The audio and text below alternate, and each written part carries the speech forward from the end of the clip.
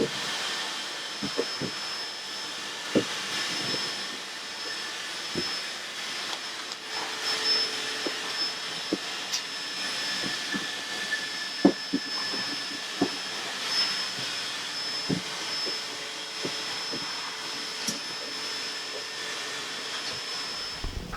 friends, welcome to another episode of the Urban Homesteading channel. If you've been here before, we want to welcome you back. If today is your first time visiting with us, we want to express to you a very warm welcome and invite you to watch any of our over 550 videos arranged for your convenience in playlists, as we are confident you're going to find something both useful and entertaining to watch. If today is your birthday, we want to wish you a very happy birthday.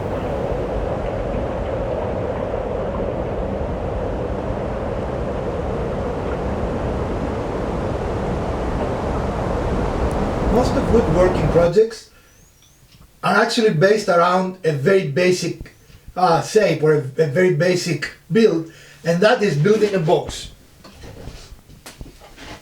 We've built it that's a new language. We built one some time ago, a long time ago actually, and we use it to keep our cutting equipment here. Some cutting equipment. Handheld cutting equipment. And then, of course, you can make a top of it and have it a fancier box. A more fancy. Or, you can leave it as it is, and this is a drawer, right? I mean, so you can do it any way you want. And this has blades. That's what I wanted to say. Cutty things. Well, it's alternative English today. That's right, cutty things, blades. So today we're going to use scrap. And we're going to try to make a drawer, so a box that fits inside another box. That's what a drawer is, right? That's what a drawer is, yes. And we're going to show you some techniques that might help you build one. Now, the most basic way, and we're not going to do that today, will be butt joints, right? Something like this. Mm-hmm. And then you use some type of fastener. And if you want to get a little fancier, you can put a dowel here that is visible and so forth. You can use metal brackets, you can use screws, or if it is something small like this, we actually brad nail this, but you can just use glue, let it dry, and I mean this will never carry anything heavier than what this little box can potentially hold. It really depends on the function that the box is going to play, right, as to what kind of joint it needs to have. For us today, we want to build a drawer that goes here. And that will be our attempt to build a drawer that goes here, right? Mm-hmm. And what would you put in that drawer, just as an example? Stuff. I don't know. Things and stuff. Well, right now we have eye protection, and this is not really good for an open area like this, So I will protect it from dust a little bit. Your knickknacks and dillybobs? I don't know what a dillybob is, but sure. Okay. Alternative English. Come around, and we're going to show you. We started by collecting pieces of scrap that they are the same thickness. That is a little important. It's not critical. The sides can be the same, have to be the same thickness, and the front and back have to be the same thickness. But all four don't have. I don't know if that was clear enough or was a mess. The sides have to match each other. Right. They don't have to be the same thickness as the front and the back. Right. But whatever sides are facing each other, they need to match. What's he said? That one. That one. So we started and we took a measurement here, and this is our width, right? That is our width. Yes, minus 2/8. Well, that is in the major. Yeah. Oh, you mean? I've marked it correctly, but our width had an additional 2/8. And what Delpidas talks about is when you're making a drawer to put in a cabinet or anywhere you put it, usually you want about 1/8 smaller than the on either side. The area you're putting it in, and that will allow your drawer to kind of nicely slide in, right? So I think that depends though, because there are lots of types of drawers. So some drawers have a face that sits outside the perimeter of the opening, and some fit inside. And what we're talking about is one that would fit inside. Well, actually, the drawer itself will be built the same way. The difference is that when you're done, you will make the drawer, when you want an outside face, and maybe we'll do that on this, I don't know. When you want an outside face, you're going to build the drawer to be flush, and then you're going to put a face in front of it. Does it make sense at all? That's one thing. You can do it that way, yep. Well, you shouldn't do it in any other way, because the face should not be structural. We very frequently see that, though. Well, it is bad construction, right? Yeah. It is not really a good But idea if to the do face that. is structural, then part of the reason why they come apart is because you're pulling on Right. them constantly, and then everything disassembles. So, but what you said, it's true. So you can either have a flush or you can have a face, but the basic construction will be the same. So we're going to start by cutting 2 pieces of our width out of this piece, right? Uh-huh. And do we also need to, we need to make it a little shorter, right? Yeah, well, yeah, so the width of the board, which is I think a 3.5, because it's a 4-inch dimensional number, we actually need to shave a little bit off either side because it is a little bit thick for the space we have. Okay, so let's start that and we'll be right back. Today we're going to turn one of these into one of these, right? And one of these freestanding opening shelves into a beautiful and stylish drawer. So stick around and we're going to show you every step of how you can do that yourself using a table saw. Okay, I'll just here. It's easy.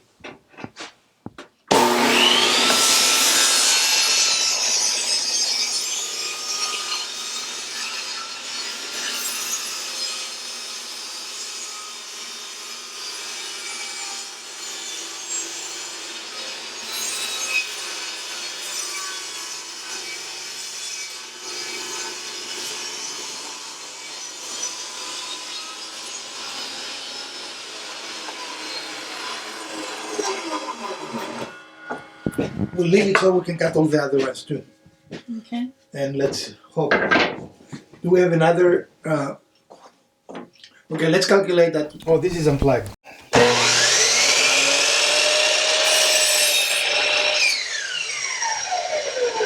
Now, when you cut your wood, it's always better to cut it a little bit proud. As you can see, here is our mark. You can actually see our mark. Or, I don't know, can you see our mark? Yeah, pretty good.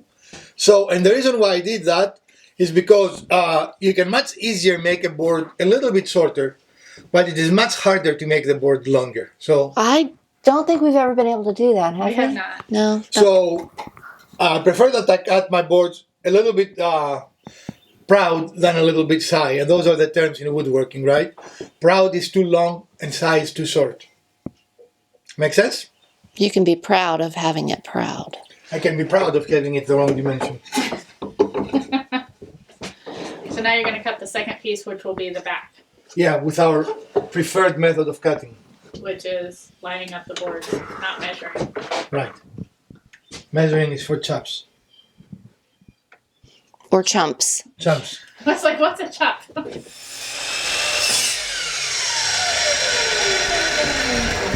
So hopefully this is the approximate size we need for our front and back. Right? Okay. That was easy. So I did not move this. If you notice, we moved to the chop saw and we did not move that because we want the dimensions to be the same in all pieces. So now we're going to simply just... Do this side instead. Why? At the back. But that makes it more likely for this to split. Okay, well then do it. Ready?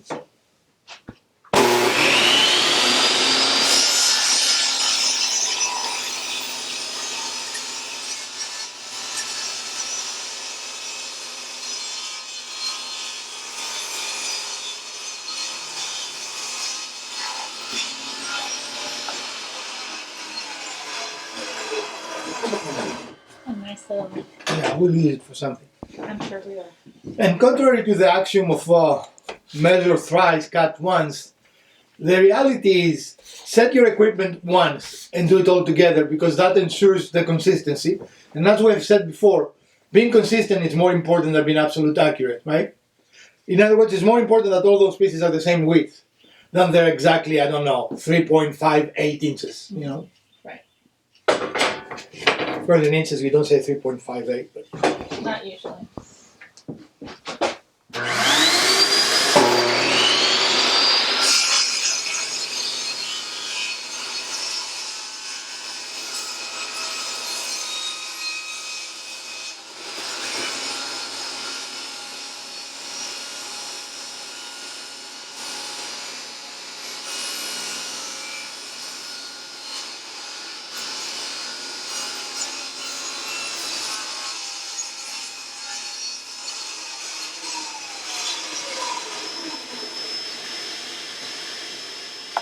what we just did is something that you should never do.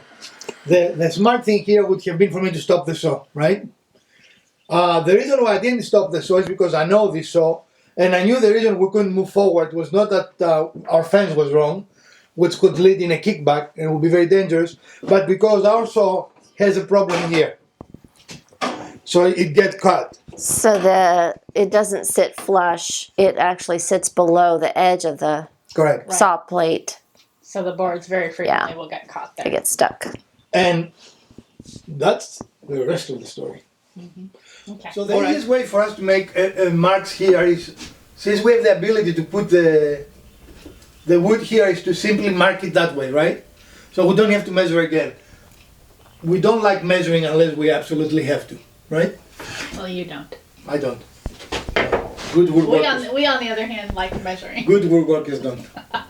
All right, so now we're going to make the rest of the design. We'll be right with you. While we do have dado blades, we are not going to use them today because we assume many people don't have them, right?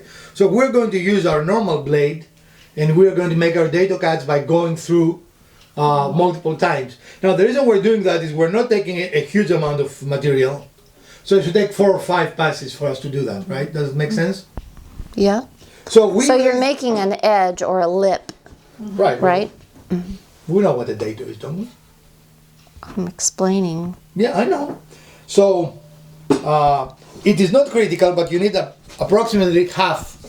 You don't want to lose all the strength of your board, right? So we want half of it. So for the thickness of this, which is 3/4, we've lowered the blade so that it only meets up about halfway. Now this is not a good edge, but there. So it's only going to meet up about halfway into the board.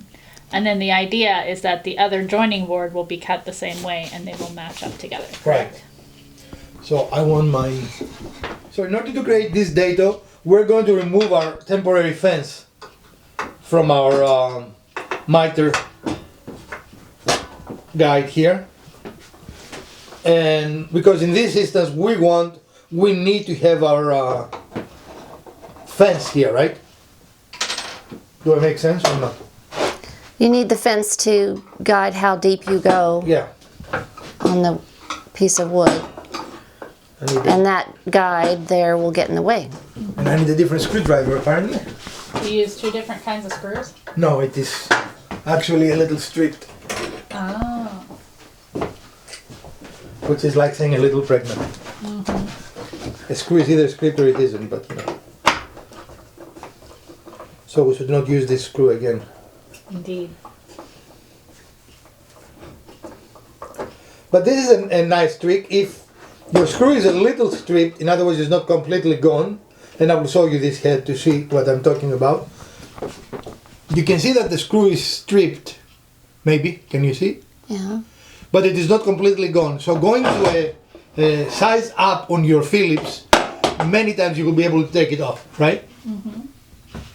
In case you didn't know it, Phillips screwdrivers have sizes, right? They're not all the same dimension. So always use the right one to avoid stripping it. How about that for a tip? So normally in a crosscut you will not have this here, right? And the reason we have it here is because we're not going through the whole thing. So there is no kickback. There is nothing going to be between the two. Right. It's low enough to still be under the surface of the board. And in essence, we're using the fence only to tell us how deep we need to go. That's the only function it serves. Okay.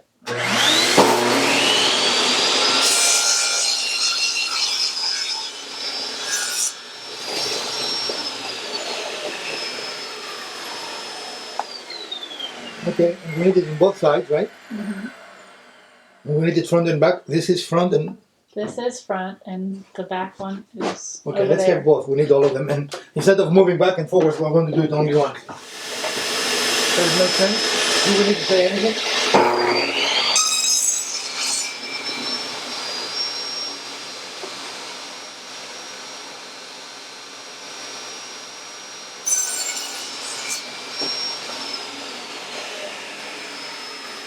In order for us not to move the fence back and forwards constantly, we are doing the same cut on all sides and all pieces that we need, right? So then we move the fence once, do one more cut, move the fence once, do one more cut, and etc. So we did our initial cut at our depth, which was the width of the board here. And then when all 4 of those cuts had been made, we pulled it in another basically blade width and made it flush again and reset the fence. And then he does all 4 cuts. And we're going to keep doing that until we come all the way out to the edge and basically have this entire piece notched out. And we'll probably take at least 3 more, maybe 4.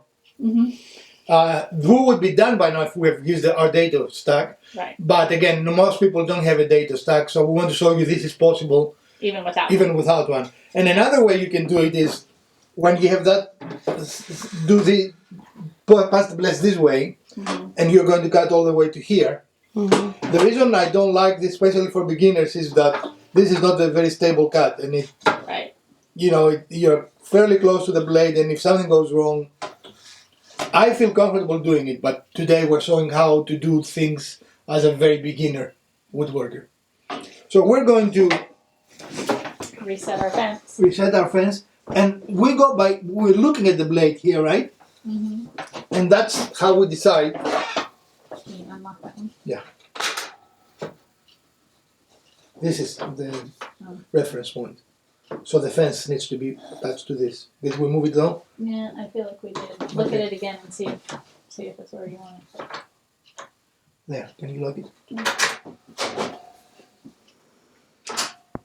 Okay.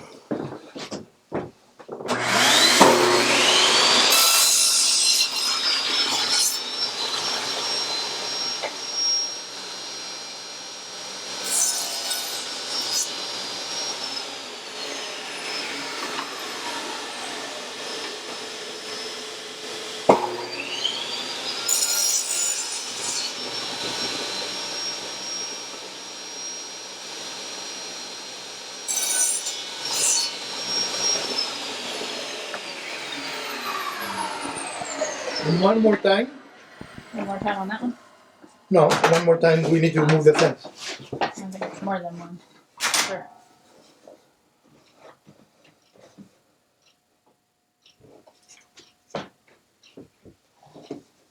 Is that right? Now, in case you didn't know this, we know that this is correct, right? So I'm holding this tight, and we are referencing the actual piece of wood we're cutting to place our fence, right? This is usually the other way around, actually. You make sure that your fence is parallel to the blade, and then you cut. But since we did that on the first cut, we know that if we follow the wood now, because we are referencing out of the the miter stick. I can never remember what this is Miter called. guide. Yeah, that one.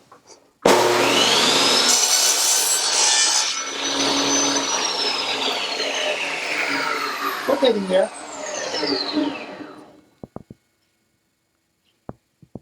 So we're going to do the rest, and we're going to get right back with you. So here we are, and we have our dado, as you can see.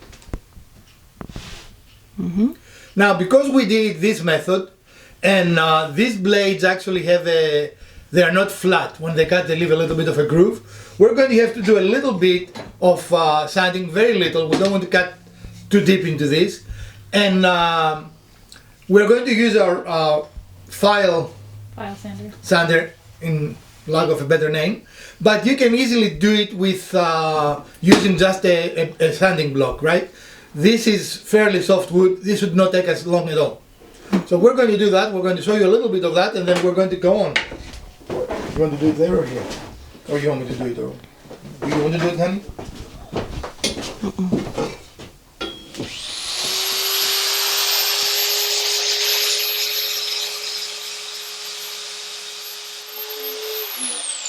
You've got it angled up, so you're doing an angle here now. You have to have it.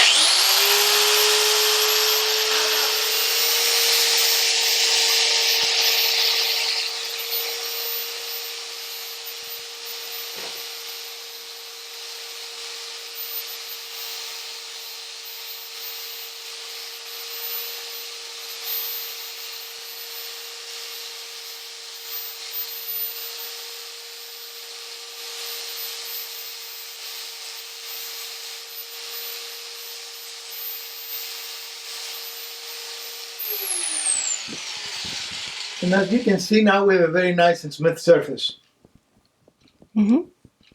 Okay, so we did it in all 4 of that.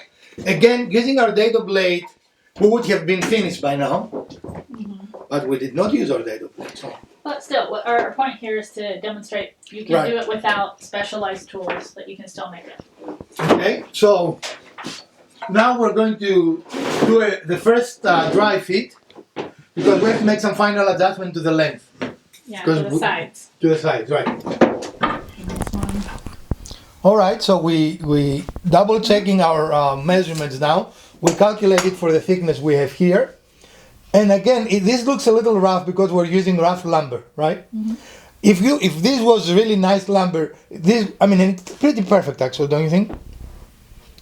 I don't think that the corner is bad, but it will never look great because this lumber is just not perfect, right? Well, but I mean, this is for a shop application. We're using scrap wood. So, It's not furniture, right. So, but it does fit very nicely inside the channel that was cut. And we're going to probably use some MDF to make the bottom of it. okay. So the-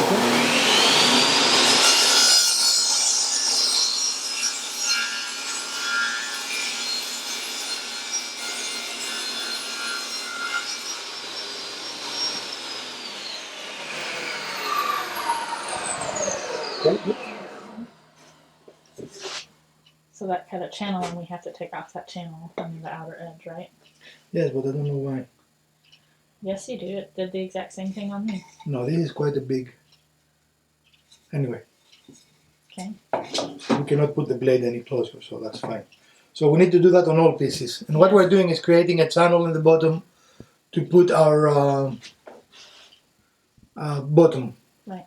At the bottom to put our bottom. Okay. Okay. So put this back in the correct orientation. Ready?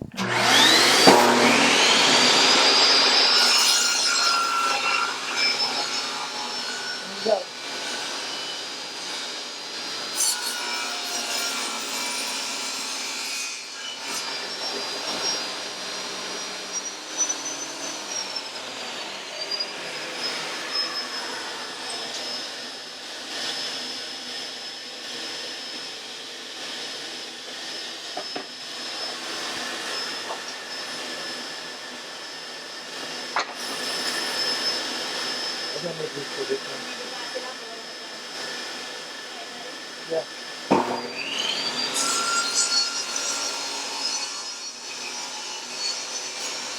But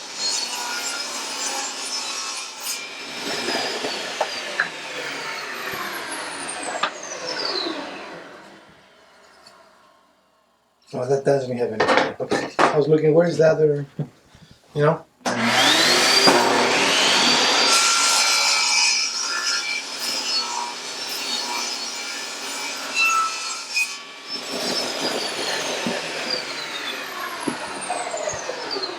Alright, so we need to go open now. Open a little bit. Can you see? why are we opening? Because we need the channel a little bigger. Is it a blade? Is it correct?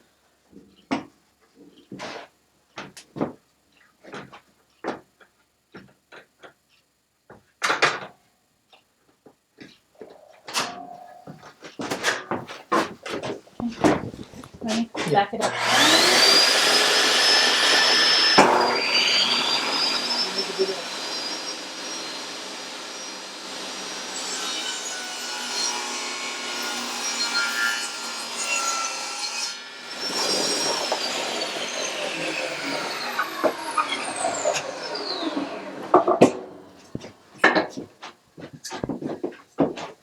Ready?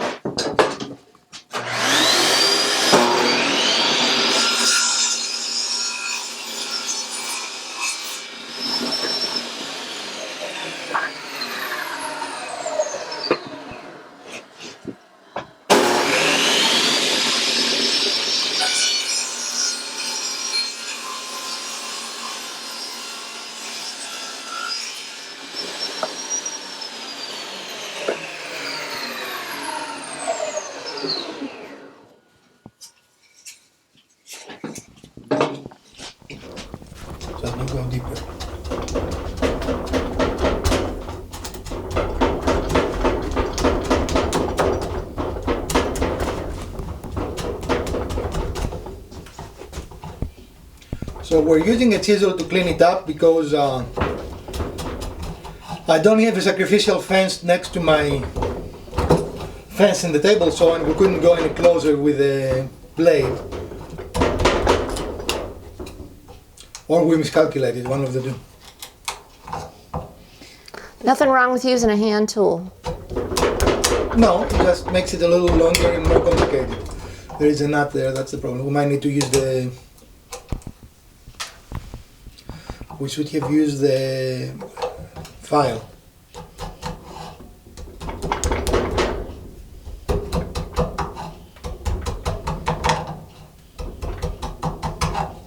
It's coming along swimmingly. Yes. Who is swimming? Would you like the little... The mallet? Yeah. Sure.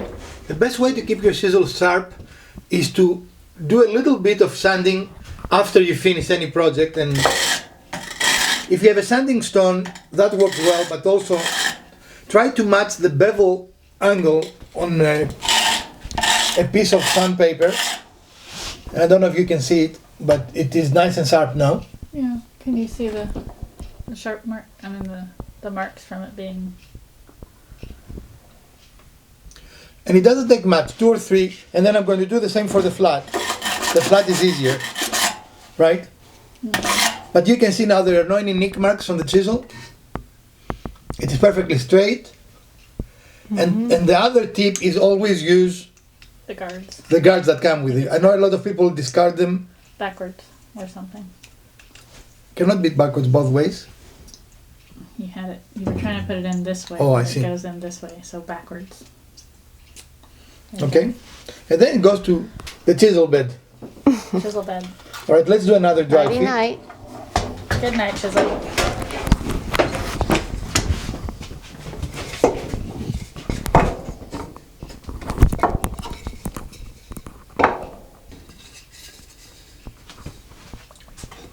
Again, this is for our soap, so it is not, I mean, the wood is not perfect, right?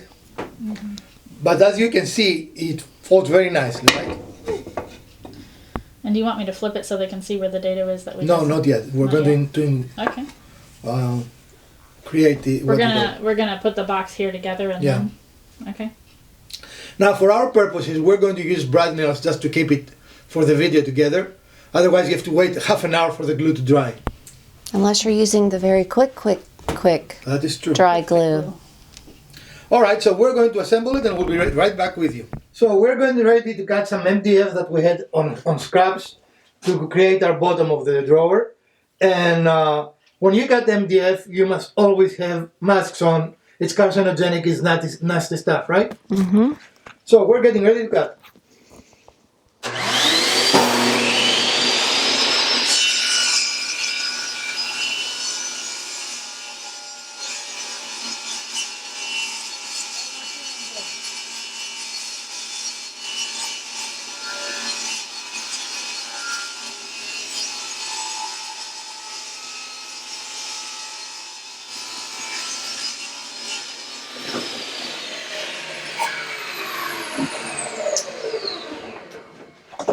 And here we are at our assemble box, and again these very inexpensive Harbor Freight clamps came into play.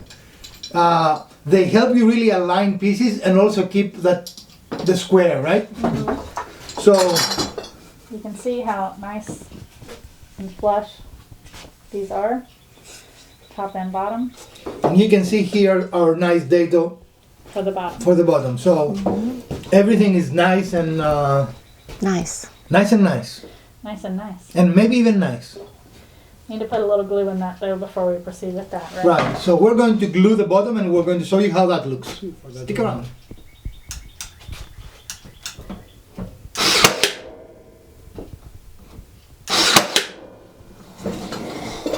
Then 2 here.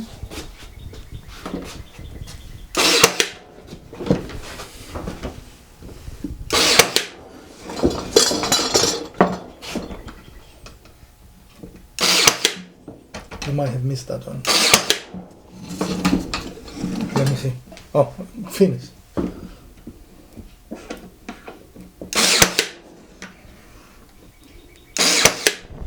So here is the back of our drawer. And as you can see, we have a very nice fit. Nothing will fall off. And now the last decision we have to make is if we're going to leave it like that, we need to make a little bit of a handle. And since this is a soap, I'm not going to spend money for a handle. Do you want to So- drill the hole, or do you just want to use like a piece of wood that? So for now, we think we're going to leave it as a flush front. And in doing that, we have a drawer pull from scrap. So we're going to use that in order for us not to spend any more money than we absolutely have to, right? Because we're cheap.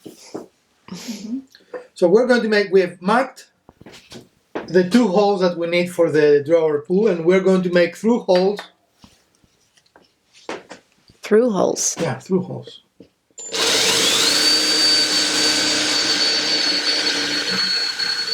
It's a nautical term.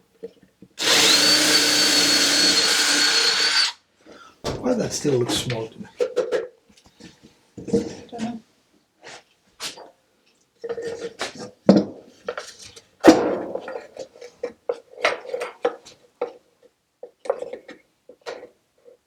I will counter it a little bit.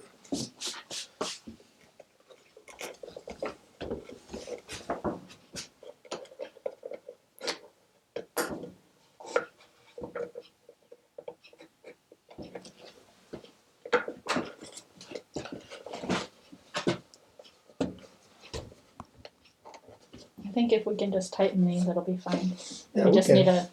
need a little. And we are, with our handle secure, we're going to hopefully be able to put it in, right? I hope you can put it in. Pretty nice. What do you think? Yep. Looks good.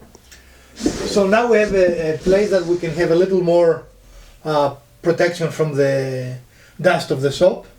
And we can put little knickknacks. It's a small drawer, so you can bring it down, right? Well, knickknacks, tools and equipment and pieces of instruments. Now we did build this. Things and stuff that goes in the drawer. But anyway, this is our finished product. It actually came very nicely, considering that this is really inexpensive wood, not steady in dimensions, nothing like that. What do you guys think about this little project? Yeah, I think it's good. It's good. It definitely serves the purpose and, you know, used a lot of skills. And that was to show you that you can make a nice sturdy drawer without using a lot of equipment. Again, we could have done it in half the time had we used our dado blade. And that we have avoided not only doing it multiple times with the blade, but we wouldn't need to do any of the pairing with the chisels, which a bit I really enjoyed, I did. or any sanding, right? But we wanted to show you that even if you just have a table so you can make nice drawers, it just takes a little longer. Any comments you guys have? Yeah, I think this is going to come in handy. It's going to keep my goggles, which I really, really need to have so I can see while we're doing work in the shop without getting the stuff in my eyes. Keep those relatively dust free. Look how good we did that. Yeah, it aligns really well. Fits the space. It looks good. It's very nice. I'm happy with it. And it's a nice little upgrade for the piece that we had already built. Yeah, this is expanding as we go. Right. So, lessons we learned today. Don't measure, just do what you normally do, right?